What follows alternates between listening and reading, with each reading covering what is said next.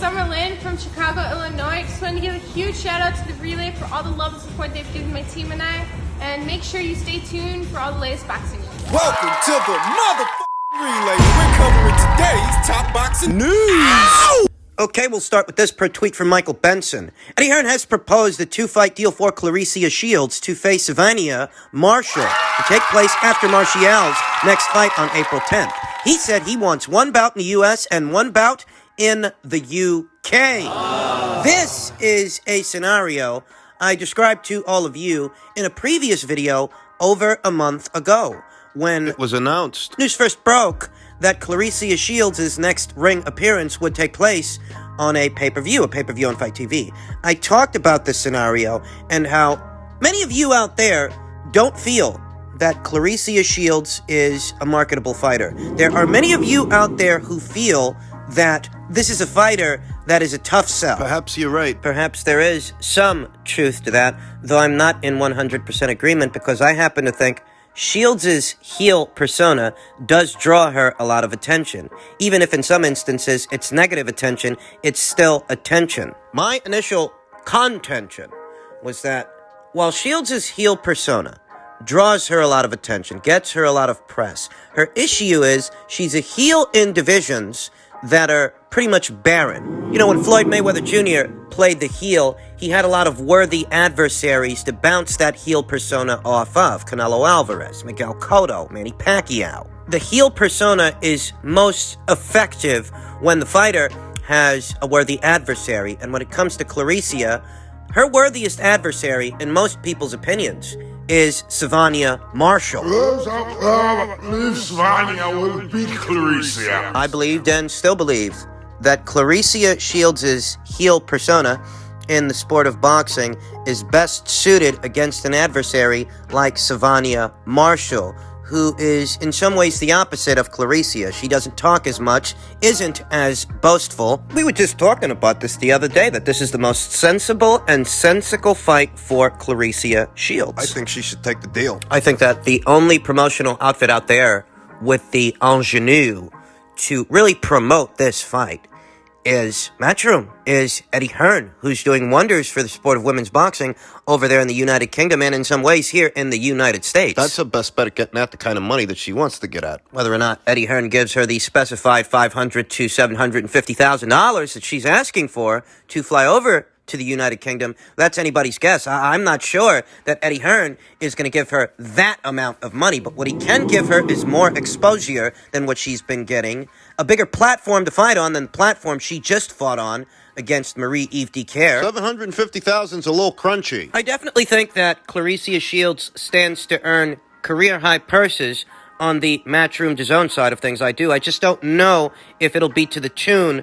of $750,000 straight away. $750,000 per fight. I don't know about that, but what I do know is that Claressa does stand the best chance of earning career-high purses on the Matchroom DAZN side of things more than anywhere else. And this is a scenario I described over a month ago. That maybe Claressa by herself, maybe she is a tough sell. But Eddie Hearn is in the Savannah Marshall business after all. And if he's in the Savannah Marshall business, he is indirectly in the Claressa Shields business as well, because the Claressa Shields fight is the biggest fight here today for Savannah. He's got to work with her one way or another. What better platform for the fight to take place than the DAZN platform? We see the level of interest Showtime has expressed in the career of Claressa Shields. I don't see ESPN, Fox, offering Claressa Shields any deals. I don't see those networks signing many, if any, female fighters. With that being said, the people over there at DAZN host at least two of the healthiest stables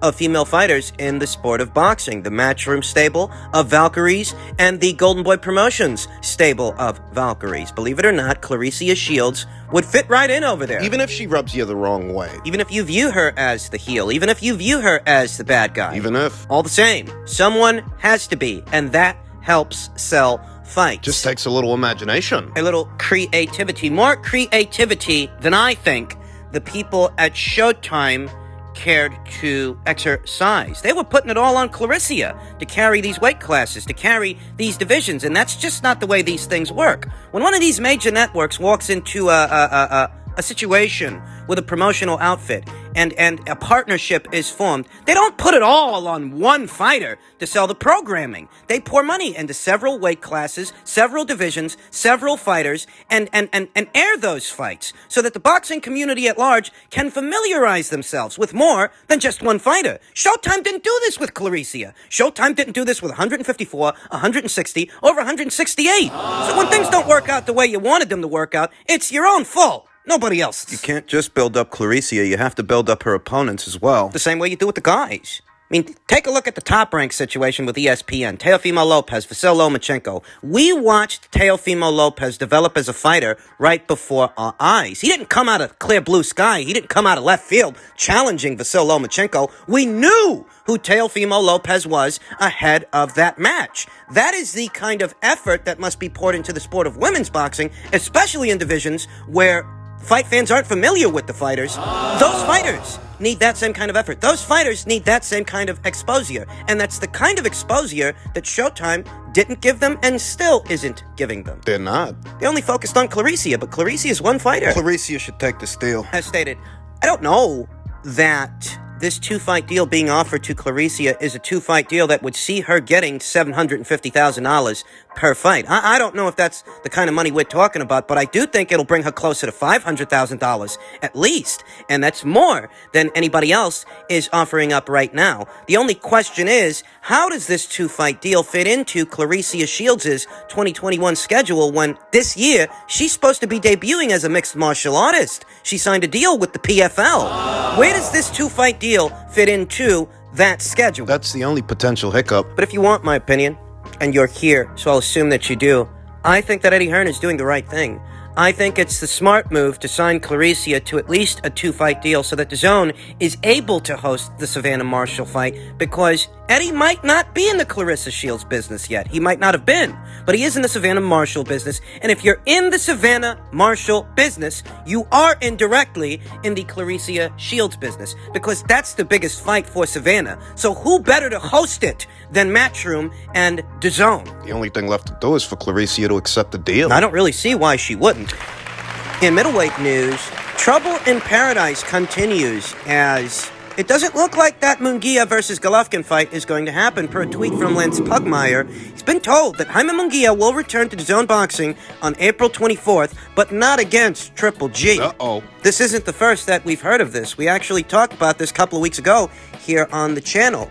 The Munguia people, in so many words, said that if that fight doesn't happen next, they're not going to take the heat for it. If that fight doesn't happen next, it'll be Team Golovkin's fault, not Team Munguia's fault. We don't know what the reason for that is. We don't know what obstacles are standing in the way of that fight. We don't know what anybody's hang-ups are, Team Munguia's or Team Golovkin's. We don't know what's stopping this fight from happening. Is it the weight? Is it the purse amounts for the fighters, the money due to the individual teams? What is it? What's stopping the fight from happening? Nobody's being specific. What little we have heard thus far in reference to the issues that this fight may be experiencing has come from the Munguia side of things, but they're not specifying just what the problem is. Is it money? I want to say that this is a fight that could do very good business during Cinco de Mayo week. I think that this is the kind of fight that fits right into that kind of a schedule. Let's be honest, Gennady Golovkin doesn't seem all that interested in unifying titles with Demetrius Andrade. He may be setting his sights on a Ryota Murata unification match. I just don't think that unification match is next, because Murata hasn't fought in over 12 months. I don't think he's going to walk right into a Golovkin fight under those circumstances. So he can't be Gennady Golovkin's next opponent. Chris Eubank Jr., he's expressed an interest in fighting Gennady Golovkin, but he, like Ryota Murata, hasn't fought in a year. So I don't think it's going to be Chris. Not next. I don't think it's going to be him either. He's got to have a tune-up fight before he goes into that Golovkin fight. Both of those guys need tune-up fights. Both Chris Eubank Jr. and Ryota Murata. So I don't think Gennady Golovkin is going to be facing either of them next. I don't know who he's going to fight. With Hearn Munguia, we've got a better idea of who we could see him enter into the squared circle with. Maybe he, picks up where he left off with those plans to face Kanat Islam. I've also heard some rumblings about a potential Gabriel Rosado fight. That's a possibility as well. I mean, I think Jaime's got a lot more wiggle room than Gennady Golovkin does because Gennady Golovkin is a high-profile fighter, and you were just in the ring with an unheralded guy. You can't keep doing this. Seriously. Jaime can get away with it because Jaime's not as high-profile a guy as Gennady Golovkin. He doesn't come with as big a price tag. But for all the money that the zone is spending on Gennady Golovkin,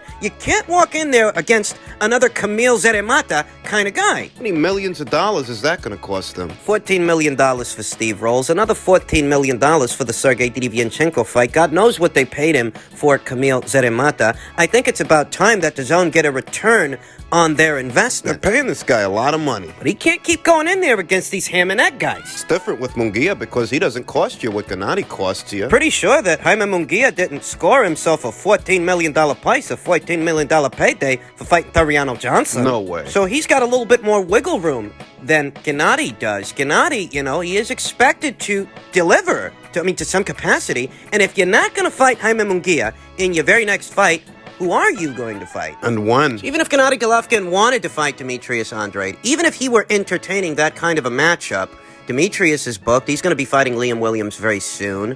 I don't think that Gennady Golovkin has set his sights on a Jermall Charlo fight. No. News with Jaime Munguia isn't all that encouraging. And Chris Eubank Jr., he's a potential opponent option, but I don't think that Chris is going to take on that fight when he hasn't fought someone in a year. So there is mounting pressure on Gennady Golovkin to fight someone and fight someone worth fighting because he's got a hefty price tag, and at some point, you've got to justify the spending. Finally, yet another fight that is experiencing trouble in paradise. Anthony Joshua versus Tyson Fury. Alexander Usyk demands justice to receive next world title opportunity. Alexander Usyk's promoter on an expected fight against Joe Joyce. We have hardly moved anywhere, but Joyce's representatives hit back. The management teams of the fighters get on well, and talks are progressing. Alexander Usyk's promoter has implored that the WBO make the courageous decision to enforce his mandatory title shot and delay Anthony Joshua versus Tyson Fury. Usyk's negotiations to fight Joe Joyce for the WBO interim title have not progressed in 2 months. Alexander Krasiuk claims, but that has been disputed by Joyce's representatives. Alexander Krasiuk was quoted as saying, if AJ versus Fury is not likely to happen this year or is rescheduled until the end of the year, AJ has to make a mandatory defense against Usyk unless he relinquishes the title. His promoter, Krasiuk, told Sky Sports.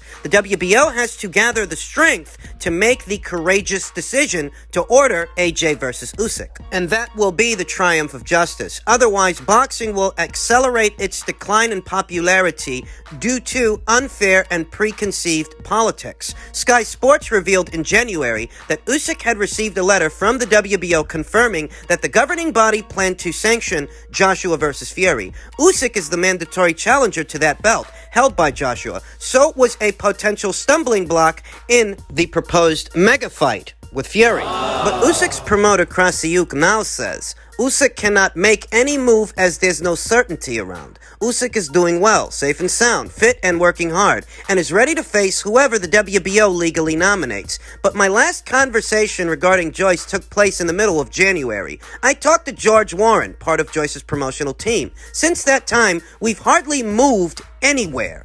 Adam Morley of S-Jam, who manages Joe Joyce, he confirms that there have been conversations. There's a dialogue going with Aegis Klimas, who manages Alexander Usyk.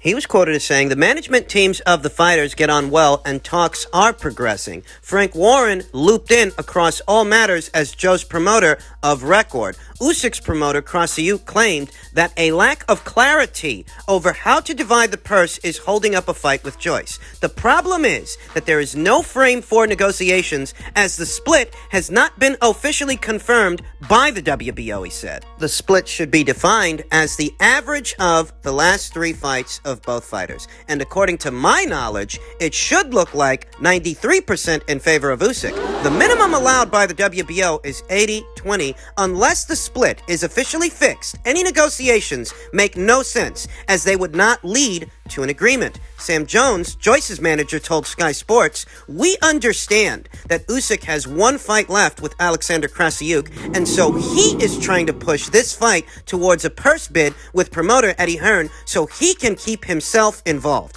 As for his talk about a 93-7 split, that is clearly ridiculous. We have the utmost respect for the WBO, one of the fairest sanctioning bodies in boxing, and we are sure they will come to a fair and appropriate purse split if the matter does go to purse bids." Krassyuk replied, "I have to keep myself involved, as even though it's our last fight, the contract is still active and my obligations towards Usyk remain the same as of the last 7 years. And by the way, conducting negotiations behind a promoter's back is a violation of the contract, and I do not think either Aegis or Usyk will confirm the violation. The proposed fight between Usyk and Joyce is seen as one of the major hurdles being involved on the road to Joshua versus Fury, deciding the heavyweights number one. So as of now, we're waiting for the bigger fight, AJ versus Fury, to either be announced or postponed," Krassyuk said. So what's the problem here? The wheels that are in motion for the Joyce versus Usyk fight aren't in motion fast enough for Usyk's promoter, Alexander Krassyuk. Joe Joyce's people aren't complaining. According to Joe Joyce's people, they're already having a dialogue with Usyk's manager, but it's Usyk's promoter that's complaining. His promoter that will only be his promoter for one more fight. After this fight, his contract with Alexander Krassyuk will be up. Pay attention to that. Why do you think that Alexander Krassyuk would make such a preposterous proposition as proposing that the split should be a 93-7 split?